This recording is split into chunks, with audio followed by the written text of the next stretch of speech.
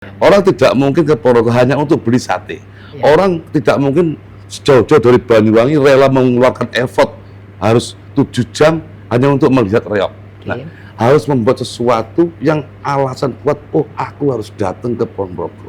Nah, setidaknya kita siapkan museum yang tinggi itu, orang akan penasaran, bisa melihat sunset, bisa menetap sunrise di pagi hari sampai di ketinggian. Nah, ini pemikat. Setelah pemikat, baru kemudian produk kedua kita menciptakan penunjang penopang, misalnya desa wisata. Bali juga begitu. Bali kalau dihitung satu pulau Bali berapa sih jumlah penduduknya?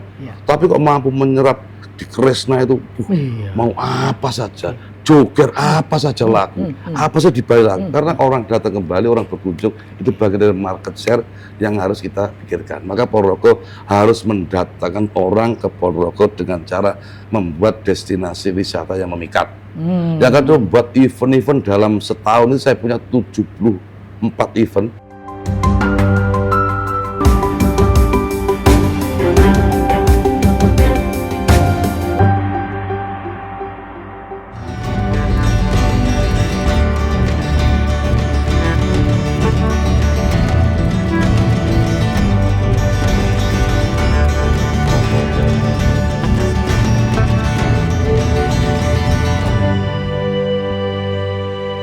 Assalamualaikum warahmatullahi wabarakatuh, Tribuners dan pemirsa harian Surya dimanapun berada. Banyak sudah terobosan inovasi gebrakan yang telah dilakukan pemerintah Kabupaten Ponorogo di bawah Bupati Sugiri Sancoko yang akrab kita sapa Kang Giri di periode pertama. Dan sekarang kita ingin tahu gebrakan-gebrakan apa lagi yang akan dilakukan Kang Giri setelah terpilih lagi sebagai Bupati Ponorogo. Saya Tri Mulyono, pemimpin redaksi Tribun Jatim Network, telah bersama Kang Giri. Assalamualaikum warahmatullahi wabarakatuh. Pak Tri Mulyono. Luar biasa ini. Pimret paling cerdas sepanjang sejarah. Alhamdulillah. Kang Giri, sebenarnya saya kesini itu karena kayak Gus Kausar, Kang Giri. Jadi saya di lini masa saya itu munculnya itu Gus Kausar, tokoh muda NU di pelosok Kediri yang katanya saya satu-satunya Bupati Jawa Timur yang saya cintai itu hanya satu, Kang Giri. Alhamdulillah numpang tenar bersama Gus Kausar. Yang kedua Kang Giri, jadi pas Kang Giri ketemu Gus Ali, nah itu juga keren ya. Jadi Kang Giri ini memang NU sejati, Tribuners ya. Gitu. Baik Tribuners, apalagi itu Kang Giri yang akan dilakukan gebrakan-gebrakannya di periode kedua ini yang dinanti masyarakat Ponorogo. Silakan. Terima kasih Pak Tri Mulyono, sahabat saya yang sudah lama tidak datang ke Ponorogo. Sekarang hampir 3 tahun yang lalu kita wawancara. Kita ucapkan terima kasih kepada masyarakat Ponorogo yang telah memberikan pilihannya kepada kami kembali, walaupun kami juga sangat-sangat tidak berprestasi, sangat-sangat jelek. Tapi kemudian rakyat masih rela untuk memilih kami, itu bentuk yang luar biasa. Namanya rezeki anak soleh. Alhamdulillah kita terima dengan lapang dada. Dan harus kita buktikan bahwa pilihan mereka tidak salah. Nah, tidak salah itu maka kita punya beberapa konsep untuk meneruskan dan melanjutkan Ponorogo yang lebih hebat itu seperti apa sih. Rakyat menuntut jalan-jalan segera bagus, tapi masih terlalu lambat karena kekuatan fiskal kita juga pasti akan tidak sedahsyat ekspektasi rakyat lah. Tapi saya mencoba untuk mengusik, untuk mengulik agar kemudian fiskal kami agak tinggi dengan cara pendapatan asli daerah kami harus setidaknya dalam 5 tahun ke depan. Sekarang sudah 461 miliar kami bahas dari awal 235 kita terima pada saat 100% ya? Ya hampir 100% lah. Nah, saya mimpi besar dan ini sudah kami mulai, maka di 2029 sampai 2030 PAD kami harus 1 triliun bos. Kalau PAD 1 triliun maka namanya DDF, derajat desentralisasi fiskal atau kemandirian fiskal kami akan bagus. Ini keren. Kami mencoba untuk tidak menginjak rakyat berupa pajak, tapi menertibkan kepatuhan saja, lalu kemudian mendevelop beberapa tempat untuk biar terjadi land value. Jadi misalnya Sampung kami potret ada monumen reok, maka hari ini harga tanah di sana meningkat. Ini dalam rumus kolateral, maka ada yang namanya land value capture. Adalah sebuah potret di mana ada penambahan penambahan nilai dari kawasan yang dibuat gara-gara, dibuat ledakan, dibuat memikat. Maka ini akan kami tidak lanjuti di beberapa titik. Nah, dengan cara itu maka akan ada PBHDB, akan ada jual beli, akan muncul ekonomi berputar, ini menjadi kincir. Nah, kincir menjadi bagus. Nah, dengan DDF atau PAD hampir 1 triliun, maka kekuatan fiskal kita tinggi, kami bisa melakukan apa saja, termasuk melanjutkan Museum Reog Ponorogo, lalu kemudian rumah sakit juga menjadi rumah sakit yang sangat hospitality, menjadi rumah sakit yang sangat bisa dipakai rumah sakit wisata, lalu kemudian ada sumbu-sumbu ekonomi yang kami siapkan agar kemudian menjadi keren. Kang Giri, menarik terkait Museum Reog ya. Jadi kemarin Kang Giri kan mensponsori gerakan untuk yang go internasional ya, Reog go internasional. Dan di awal dulu pernah kita ngobrol ya bahwa upaya untuk mensinergikan Museum Reog ini dengan destinasi wisata lain di Ponorogo. Nah itu apa saja kan Giri selain nanti Museum Reog itu? Membangun wisata itu sudah gampang. Seperti kita membangun kerucut begini. Harus ada pemukau, pemikat atau penggoda yang paling tinggi. Maka kenapa Bali rame sekali, karena Bali sendiri sudah menjadi penggoda yang sangat, pemikat cantik. Pulau Bali namanya itu cukup menggoda. Lalu kemudian Borobudur.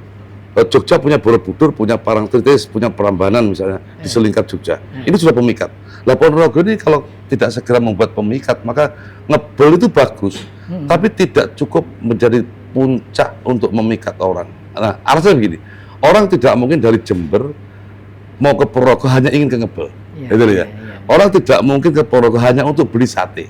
Orang tidak mungkin jauh-jauh dari Banyuwangi rela mengeluarkan effort harus 7 jam hanya untuk melihat reog. Nah, harus membuat sesuatu yang alasan kuat, oh aku harus datang ke Ponorogo. Nah, setidaknya kita siapkan museum yang tinggi itu, orang akan penasaran, bisa melihat sunset, bisa menetap sunrise di pagi hari sampai di ketinggian. Nah, ini pemikat. Setelah pemikat, baru kemudian produk kedua, kita menciptakan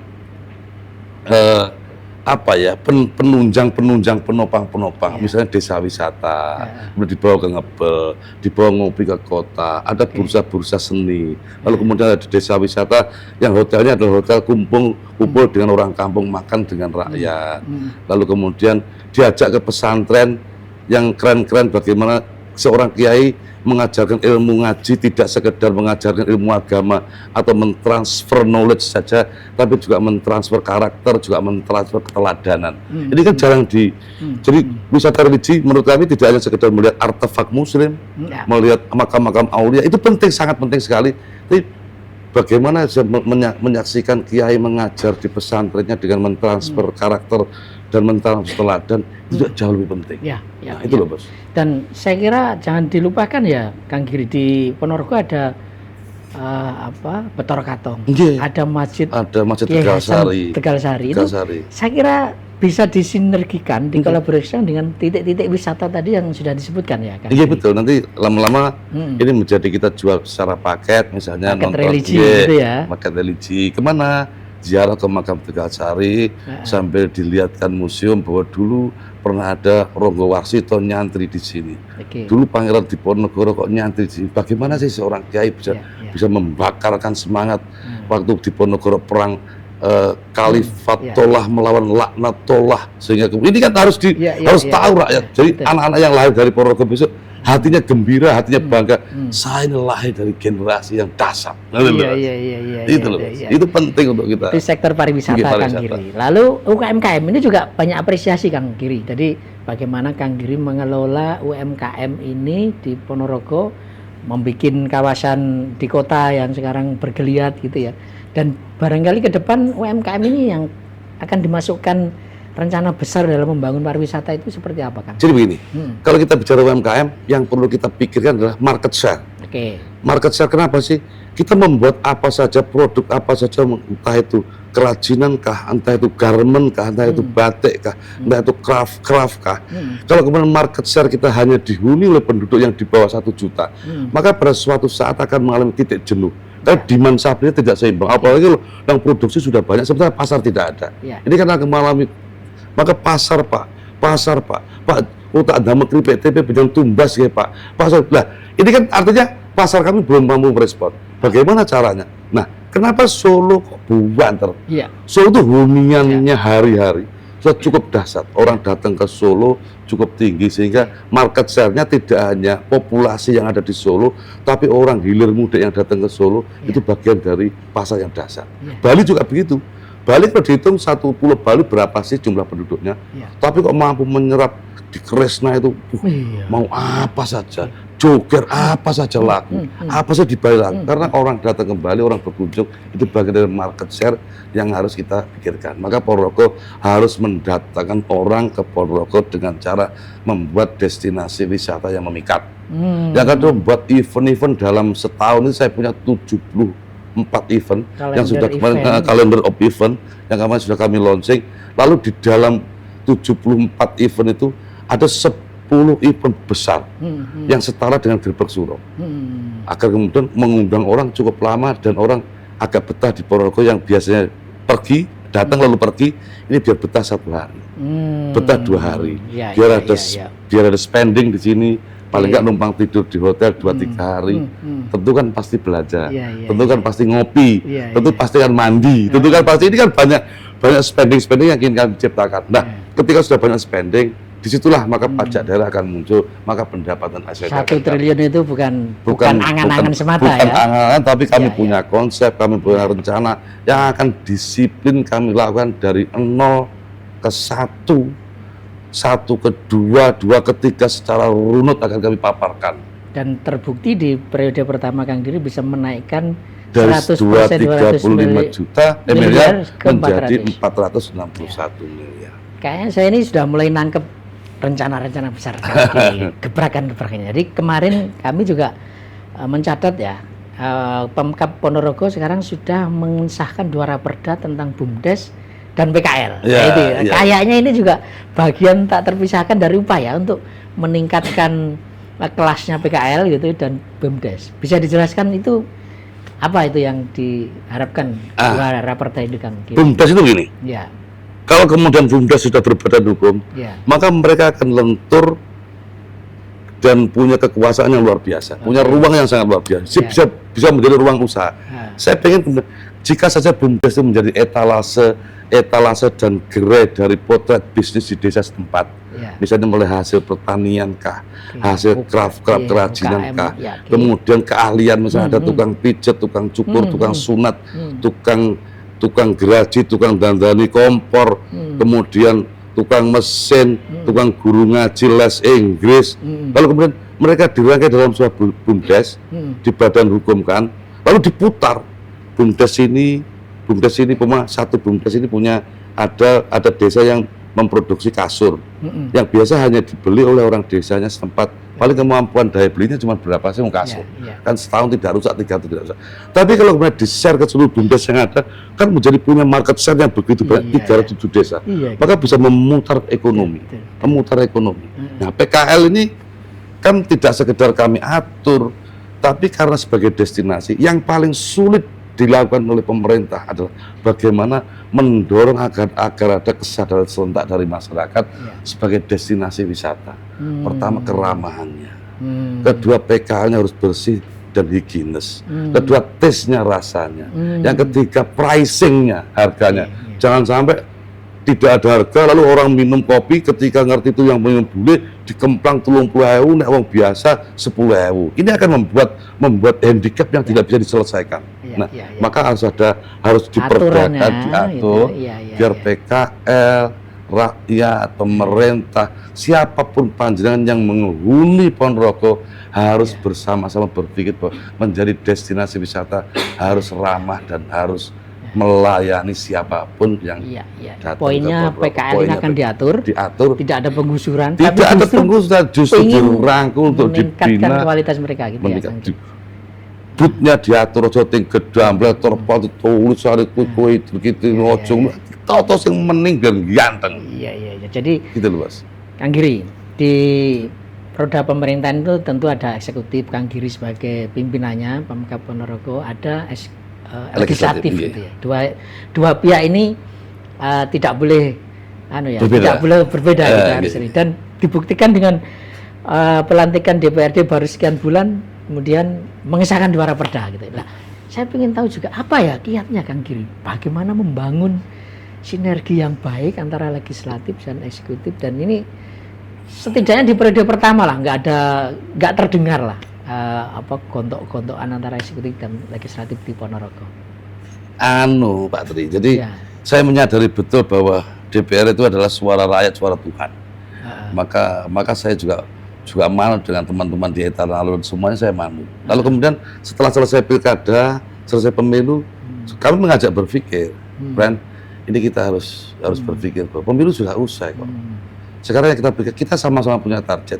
Dirimu di dapilmu tentu ditarget oleh rakyat bahwa DPR harus berkualitas. Saya juga sama. Aku tantang rakyat itu ketika dipilih yang kedua, kamu harus lebih bagus, lebih memberikan teladan. Nah, maka kemudian tinggalkan baju gengsi semua partai politik. Kita berpikir bahwa rakyat itu jauh lebih penting. Nah, nanti ketika mendekati pemilu ya sudahlah, terpetak-petak lagi partai A, partai B, partai C, mari kita mencitrakan diri. Tapi sesungguhnya kalau kemudian selama 5 tahun bekerja amanah saja, rakyat sudah bisa melihat ini bahan bakunya bagus, amanah, urasa ngomel, tidak ngomong citra, rakyat akan memahami betul. Nah, suasana itu kami bawa kepada teman-teman DPR dan teman-teman sepakat. Kedewasaan adalah bagaimana kita mampu meninggalkan semua gengsi, menipiskan perbedaan, dan menyampaikan persepsi bahwa kesamaan kita adalah bagaimana pengabdian ini rakyat ini itu penting ya. untuk kita punya. Rahasianya itu ya. Rahasianya. Atau karena Kang Giri memang sudah pengalaman di legislatif Enggak juga juga, saya banyak belajar kepada teman-teman yang di DPR. Kang Giri, di luar itu ya, tadi kita ngomong ekonomi, koordinasi dengan legislatif di bidang kesehatan Kang Giri. Saya kemarin mampir itu di RSUD Dr. Harjono, Kabupaten Ponorogo. Begitu masuk nggak ada nuansa rumah sakit. Kayak tempat ada kutit-kutit gitu ya. Nggak ada bau obat gitu ya. Dan yang menarik ada satu IGD terpadu yang konon kabarnya ini terbaik se-Indonesia untuk di wilayah kabupaten ya, tentunya jangan dibandingkan di Surabaya ya, atau di kota besar ya. Itu seperti apa Kang Giri? Semangatnya untuk membangun, meningkatkan layanan kesehatan di Ponorogo. Itu rumitnya awal setengah mati.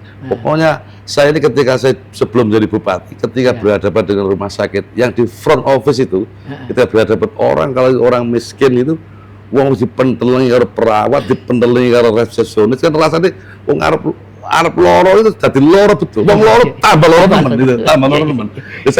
Saya berkali ketika saya datang, senyum. Saya senyum dulu sebelum. Dia senyum dulu, semua senyum bersama-sama. Lalu kemudian dari senyum itu kemudian teman-teman muncul ide ternyata melayani rakyat itu harus dengan senyum. Nah, maka senyum itu kan tidak sekedar dari bibir saja. Senyum di berbagai sudut pandang. Misalnya di catnya harus kelihatan senyum. Di desainnya harus kelihatan senyum, di gedungnya harus kelihatan senyum, biar kemudian rakyat memandangnya ramah, ramah rumah sakit. Maka ada perubahan dan alhamdulillah omsetnya naik. Saya belikan mereka cath lab untuk menyelesaikan problema jantung. Jadi di seputaran Mataram ini kan belum ada cath lab yang bisa masang ring. Tahun lalu sudah kami belikan, lalu kemudian sudah diresmikan, sudah bisa operasi. Nah problemnya karena kami ini memangku Mataraman segitu banyak, maka belum bisa tercover oleh BPJS untuk labnya. Maka saya selalu telepon kepada BPJS, bos, tolong di cover. Nah, di cover ini orang tokoh-tokoh besar, kemudian kalau kena gagal jantung, jauh loh bos, jauh banget loh. Iya, jantung itu 1,5 jam lah harus ada penanganan. Sini tol Medion sampai Nganjuk bisa anfal bos. Ini harus BPJS berpikir kepada radius itu juga, biar tidak hanya berpikir iki bayar ora, iki apa namanya health coverage, health coverage, UHC apa tidak, ini kan agak dikesampingkan karena pelayanan. Tapi yang jelas kami mimpi besar ketemu rumah sakit bagus, saya dekatkan pelayanan kepada rumah sakit, kepada rakyat di keraman itu. Lalu Dr. Harjono ada peningkatannya dahsyat, saya membuat rumah sakit baru yang ada di Pulau Kali, namanya rumah sakit yang geger itu, hospital Bantarangin itu, bikin hospital orang geger rame-rame. Ini rumah sakit. Jadi 2 ya nanti ada rumah sakit. Sudah jadi, bos. Sudah diresmikan, sekarang sudah rame. Terus saya sekarang buka puskesmas yang menyerupai rumah sakit di Rayun, di Selur, ujung gunung sana, bos. Saya sudah jadi, sudah saya resmikan. Mirip seperti Bantarangin, gede, tapi karena apa ya? Rasio jumlah rumah sakit dengan dengan populasi sudah cukup padat, maka di sana tidak saya namanya rumah sakit, tetap puskesmas.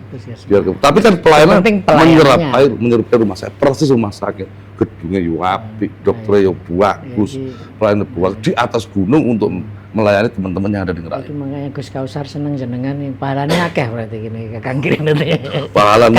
Karena faktor kesehatan itu saya kira jadi concern semua orang lah ya Kang Giri. Jadi fasilitasnya sudah oke gitu ya, tinggal nanti ke depan bagaimana ini bisa terjangkau, murah tapi tidak murahan kira-kira gitu ya. Di layanan kesehatan. Baik, Kang Giri. Siap. Ini pemerintah pusat juga punya banyak program strategis kayak makan bergizi gratis MBG gitu ya.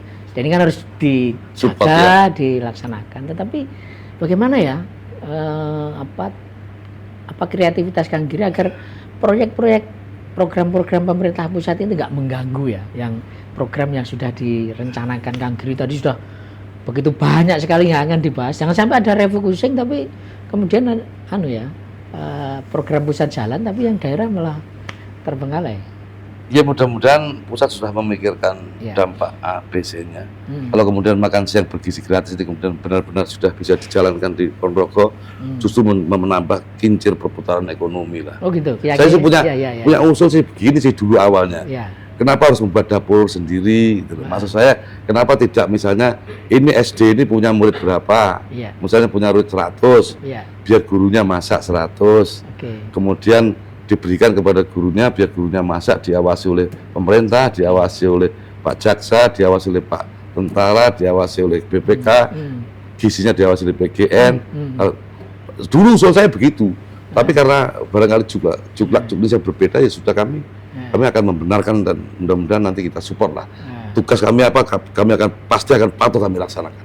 Tapi ada dampak refocusing anggaran misalnya? Selama ini belum ada, mudah-mudahan tidak terjadi, Bos.